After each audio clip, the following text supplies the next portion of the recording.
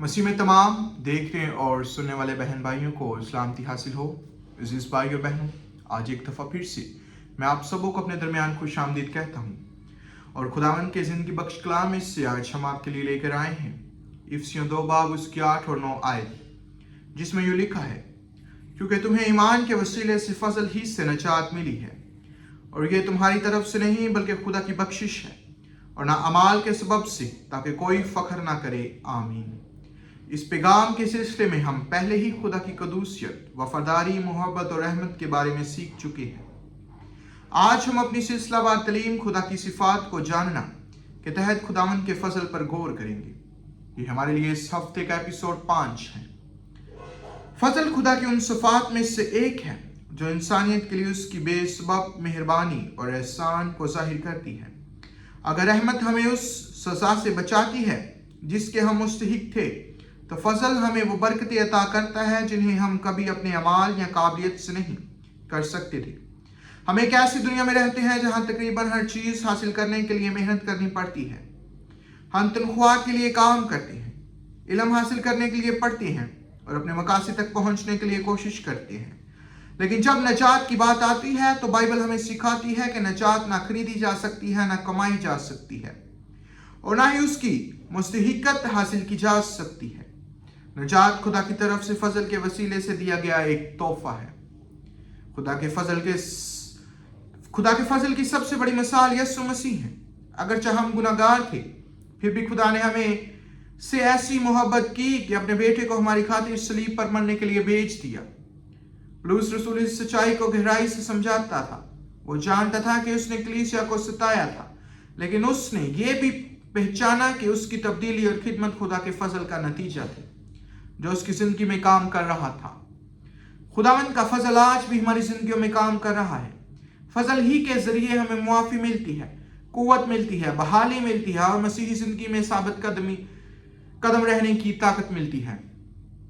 خدا کی مسلسل مدد کے بغیر ہم میں سے کوئی بھی قائم نہیں رہ سکتا۔ شاید آپ اس سوچ کے بوجھ تلے دبے ہوئے ہیں کہ آپ کبھی خدا کے لیے کافی اچھے نہیں بن سکتے۔ حقیقت یہ ہے کہ کوئی بھی نہیں بن سکتا۔ یہی وجہ ہے کہ ہمیں فضل کی ضرورت ہے۔ فضل ہمارے اعمال پر نہیں بلکہ خداوند کی محبت اور بھلائی پر منحصر ہے۔ ہر شخص کی نجات خدا کے فضل سے گہرا تعلق رکھتی ہے۔ میں اکثر کہتا ہوں کہ نجات فضل سے ہے، لیکن یہ مفت نہیں ہے۔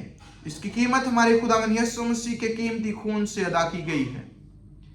جب ہم اس عظیم تحفے کی وسعت کو سمجھتے ہیں تو ہمارے دل خود بخود خدا کی عبادت کرنے اور پاکیزگی کو تلاش کرنے کی طرف مائل ہوتے ہیں۔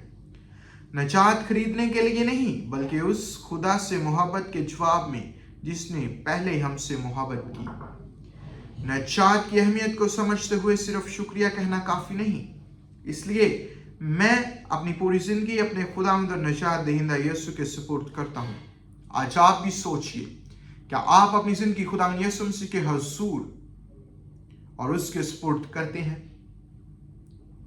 یہ سوچنے کی بات ہے۔ آج سوچئے اور کوشش کریے کہ اپنی زندگی خداوند یسوع مسیح کے سپرد کر دیں۔ آئیں خداوند کے حضور دعا کریں۔ اے ہمارے پیارے اور ابدی باپ خدا، ہم تیری شاندار فضل کے لیے تیرا شکر ادا کرتے ہیں۔ تیرا شکر ہے کہ ہماری نجات ہماری مال یا خوبیوں پر نہیں بلکہ تیری محبت اور بھلائی پر ہے۔ تیرا شکر ہے کہ تو نے یسوع کو ہمارے گناہوں کے لیے صلیب پر مرنے اور ہمیں اپنی زندگی عطا کرنے کے لیے بھیجا۔ اے باپ، ہماری مدد فرما کہ ہم ہر روز تیری نعمتوں کے لیے شکر گزاری کی زندگی گزاریں۔ ہمیں کبھی اپنی طاقت پر بھروسہ نہ کرنے دے بلکہ ہر روز تیرے فضل پر انحصار کرنا سیکھا۔ ہمیں یہ یقین عطا فرما کہ ہم تیرے بے سبب فضل کے ذریعے نجات یافتہ، مقبول اور تبدیل کیے گئے ہیں۔ مایوس لوگوں کو توقیت دے، تھکے ہوئے لوگوں کو تازگی بخش، اور ہمیں یاد دلا کہ تیرا فضل ان لوگوں پر ہے جو تجھ پر بھروسہ رکھتے ہیں۔ ہماری زندگی ایسی ہو کہ تیرے نام کو جلال ملے اور ہم دنیا کو اس عظیم فضل کی گواہی دے سکے جو ہمیں یسوع مسیح ناصری کے ذریعے سے ملا۔ آمین۔